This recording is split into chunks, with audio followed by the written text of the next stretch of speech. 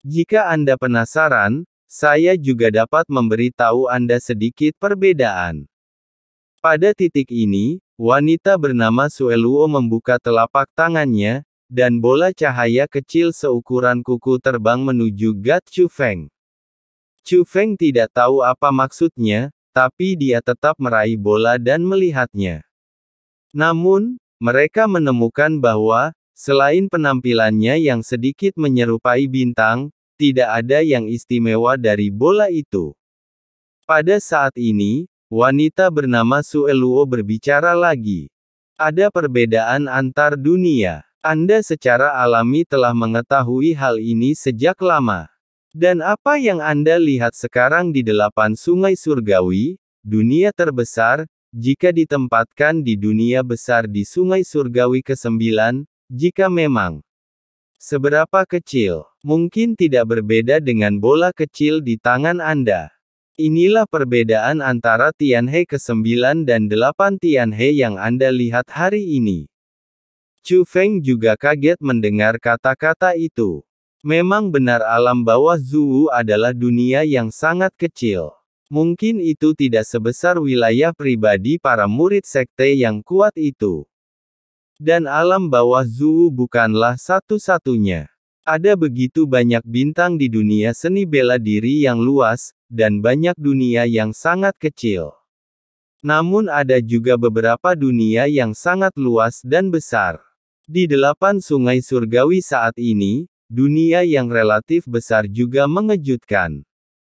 Seberapa besar ukurannya? Belum lagi dewa sejati, bahkan mereka yang berada di alam dewa tidak dapat menghancurkan dunia besar itu. Bukan karena mereka lemah, tapi karena dunia tersebut terlalu besar.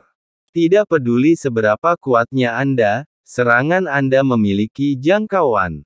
Ketika dunia berada jauh di luar jangkauan serangan, alam tidak dapat dihancurkan.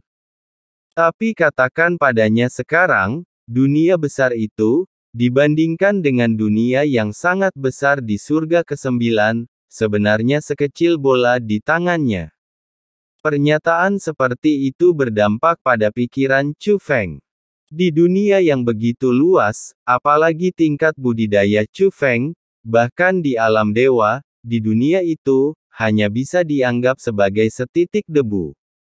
Jika Anda ingin berkeliling dunia Nayang, jika Anda tidak memiliki formasi teleportasi yang sangat kuat, itu akan seperti mencapai langit. Saya pikir saya akan melihat puncak dunia seni bela diri yang luas ini, tapi saya masih berada di bawah gunung setelah sekian lama. Chu Feng tersenyum tipis. Dampak yang merusak kognisi ini tidak membuat Chu Feng merasa stres. Sebaliknya, dia dipenuhi kerinduan. Dia memiliki kepercayaan diri untuk berdiri di puncak dunia seni bela diri. Semakin tinggi levelnya, dan itu adalah hal yang baik.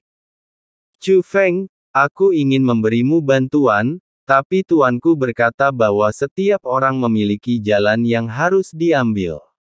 Kita tidak boleh mengganggu jalan yang kamu ambil. Tapi aku berharap kamu bisa mengandalkanku. Saya akan membantu diri saya sendiri keluar dari kesulitan ini dan sampai jumpa di sungai surgawi ke-9 di masa depan. Pada titik ini, darah berubah menjadi seberkas cahaya dan menyebar, dan bahkan seluruh dunia pun bubar bersamanya. Chu Feng tidak terkejut. Bagaimanapun, Sueluo telah lama pergi, dan itu hanyalah bayangan dari formasi yang dia tinggalkan. Ini berarti Tuan Senior Sueluo masih hidup dan seharusnya berada di sungai surgawi ke-9. Saya ingin tahu apakah Senior Qin Jiu masih hidup. Jika memungkinkan, dia ingin bertemu Qin Jiu. Sekarang, teknik penghalang Chu Feng jauh lebih unggul dari para spiritualis dunia dari alam yang sama. Selain garis keturunannya sendiri, itu sebenarnya sebagian besar disebabkan oleh Qin Jiu. Sambil menghela nafas, lingkungan Chu Feng kembali normal. Wajah besar Wang Qiang berada tepat di depan Chu Feng, dan dia hendak menciumnya. Chu Feng dengan cepat mundur, aku sakit. Hei hei hei. Apa yang kamu takutkan? Orientasiku sangat normal, dan bukan berarti kamu tidak takut. Ketahuilah itu. Wang Qiang menyeka mulutnya saat dia berbicara. Mengiler, aku hanya ingin melihat apakah aku bisa melihat apa yang kamu lihat di matamu. Lihatlah apa yang bisa kamu lihat, saudaraku. Meskipun hubungan kita baik, aku juga ingin memberitahumu, wajahmu terlalu dekat, sebenarnya cukup menakutkan, kata Chu Feng. Sial, kamu tidak bisa menghargai ketampanan Ben Sao. Itu masalahmu, tidak, itu bukan masalahku. Wang Qiang tidak menganggapnya serius.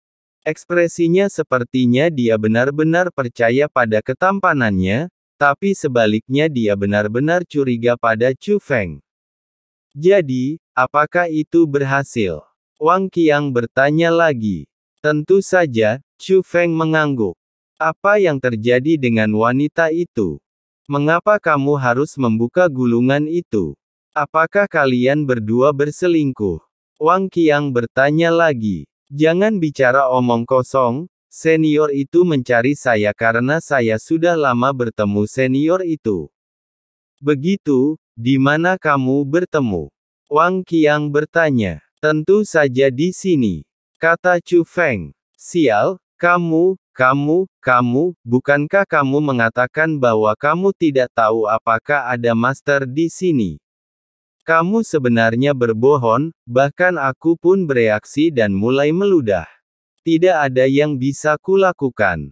Senior itu memiliki identitas misterius dan kemampuan mengerikan. Aku pernah bertemu dengannya sebelumnya, dan dia ingin menghapus ingatanku. Aku khawatir jika aku memberitahumu, aku akan menghapus ingatanmu juga. Anda tidak ingin kehilangan ingatan Anda, kata Chu Feng. Wang Qiang menggaruk kepalanya, hanya orang bodoh yang berpikir seperti itu. Teman kecil Chu Feng, kapan kamu bertemu orang dewasa itu? Biksu tua Yiku juga bertanya dengan rasa ingin tahu. Senior, ketika saya pertama kali tiba di sini, saya bilang saya ingin melihat-lihat, kata Chu Feng. Ternyata teman kecil Chu Feng telah bertemu dengan orang dewasa itu pada waktu itu. Aduh. Mendengar hal tersebut, biksu tua Yiku tampak malu. Saat itu, Chu Feng merasa tempat ini tidak sederhana biksu.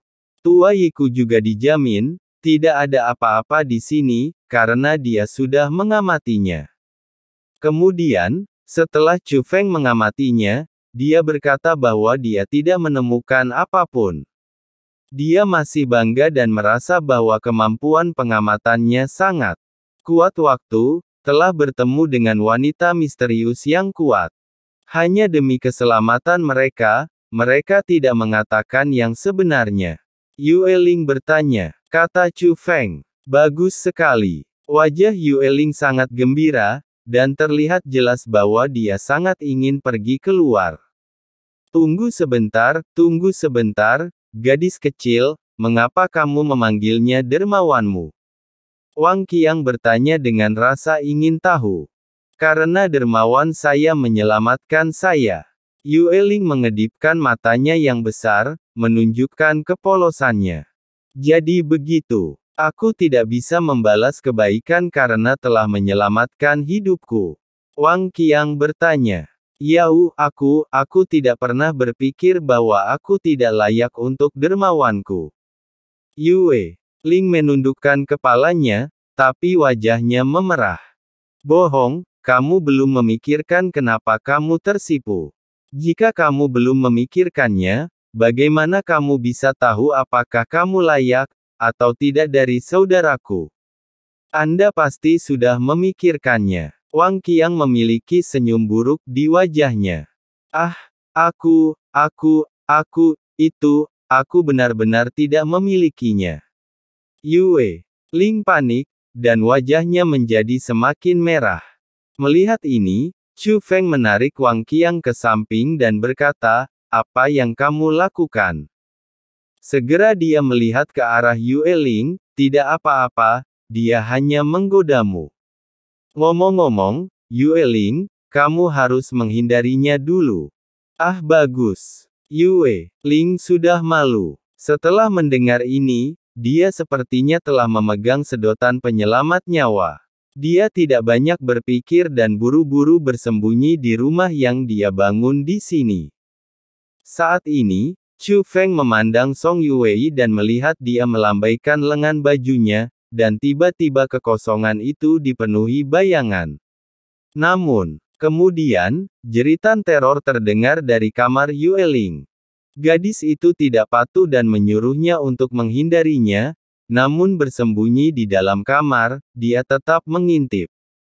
Karena menonton, jadi dia sangat ketakutan hingga pingsan. Karena apa menutupi langit adalah kerumunan kepala yang padat.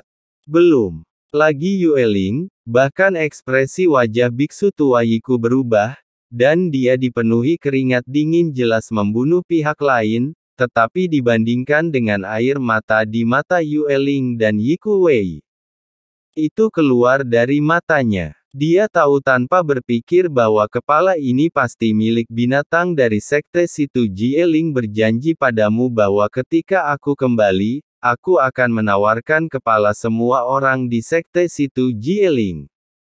Mendengar ini, Song Yu menoleh sedikit untuk melihat ke arah Chu Feng. Namun dia menemukan bahwa Chu Feng masih memegang 4 kepala di tangannya. Elni adalah putra ketiga, keempat, kelima dan keenam dari pembantaian abadi. Lao Qi diinjak-injak sampai mati dalam keputusasaanku. Aku belum menangkap kakak tertua dan kedua, tapi jangan khawatir, aku pasti akan menangkap mereka. Tak satu pun dari mereka yang bisa bertahan, kata Chu Feng. Mendengar ini, biksu tua Yiku membuka mulutnya. Situ Jielingmen adalah bosnya. Pembunuh abadi yang kuat dan misterius sebenarnya membunuh begitu banyak. Lalu berapa tingkat budidaya Chu Feng saat ini? Pertumbuhan ini terlalu cepat. Yue juga terkejut. Dia hanya berpikir bahwa Chu Feng dapat kembali dengan selamat, tetapi dia tidak menyangka bahwa Chu Feng akan melakukan begitu banyak hal. Chu Feng sangat percaya diri, tetapi hari ini datang jauh lebih cepat dari yang dia harapkan. Chu Feng mengeluarkan bola formasi besar, yang merupakan dunia luar angkasa transparan. Sehingga Anda dapat melihat ada puluhan ribu peti mati di dalamnya. Pertempuran itu terlalu brutal. Ini adalah satu-satunya yang tersisa dari nenek moyang emas Sekte Api Naga, dan saya menemukannya di situ. Jielingmen. Chu Feng menyerahkan formasi tersebut kepada Song Yuwei. Dibandingkan dengan Chu Feng, Song Yuwei memiliki perasaan yang lebih tulus terhadap Sekte Api Naga Emas. Oleh karena itu, melihat peti mati itu berdampak besar padanya. Setelah menerima formasi, dia berlutut dengan agedebuk. Dia terjatuh ke tanah, kehilangan kendali atas emosinya dan menangis. Tuanku, jiwa Anda di surga akhirnya dapat beristirahat dengan damai. Suara tangis Song Yuwei bergema di sini. Orang tidak dapat dibangkitkan setelah kematian. Untungnya, balas dendamnya karena menghancurkan Sekte Api Naga Emas akhirnya terbalas.